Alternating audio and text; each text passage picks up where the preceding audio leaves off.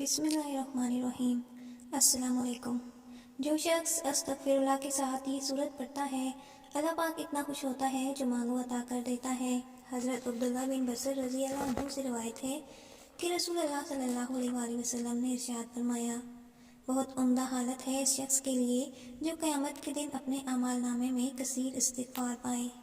دوسری روایت میں آتا ہے، جو شخص چاہے کہ قیامت کے دن اس کا اعمال نامہ اس کو خوش کر دے تو اس کو کثرت سے توبہ اور استغفار کرتے رہنا چاہیے۔ حضرت انس رضی اللہ تعالیٰ عنہ سے روایت ہے کہ رسول اللہ صلی اللہ علیہ وآلہ وسلم نے ارشاد فرمایا، نگرانی کرنے والے دو فرشتے یعنی اعمال لکھنے والے کسی بھی دن جب اللہ جل شانہ کے حضور کسی کا اعمال نامہ پیش کرتے ہیں اور اس کے اول و آخر میں استغفار لکھا ہوتا ہے تو اللہ جل شانہ کا ارشاد ہوتا ہے کہ میں اپنے بندے کا وہ سب کچھ بخش دیا جو اس اعمال نامہ کے اول و آخر کے درمیان ہے۔ تو ناظرین، استغفار وہ ذکر ہے جس کو کرنے والا اللہ کا پیارا بن جاتا ہے۔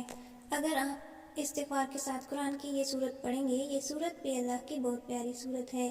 جو بندہ یہ سورت پڑھتا ہے اللہ پاک کو پیارا لگتا ہے۔ جب آپ یہ عمل کریں گے، اللہ پاک سے کچھ بھی مانگیں گے تو یہ عمل کر کے انشاءاللہ آپ کو ضرور وہ چیز ملے گی۔ دنیا کی ہر چیز آپ کے قدموں میں ہوگی۔ تو آپ نے کسی بھی نماز کے بعد سب سے پہلے 3 مرتبہ درود پاک پڑھنا ہے، پھر آپ نے ایک تسبیح استغفراللہ کی پڑھنی ہے۔ جب آپ استغفراللہ پڑھ لیں تو پھر آپ نے صرف 3 مرتبہ سورہ اخلاص پڑھنی ہے۔ آخر میں پھر آپ نے 3 مرتبہ درود پاک پڑھ کر اللہ پاک سے دعا مانگنی ہے۔ انشاءاللہ جو مانگیں گے آپ کو ملے گا۔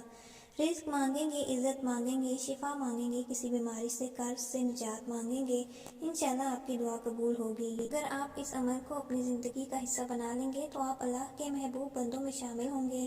جو چاہیں گے آپ کو ملے گا انشاءاللہ۔ اگر آپ کو ویڈیو اچھی لگی ہے، لائک کریں، شیئر کریں اور چینل کو سبسکرائب لازمی کریں۔ جزاک اللہ۔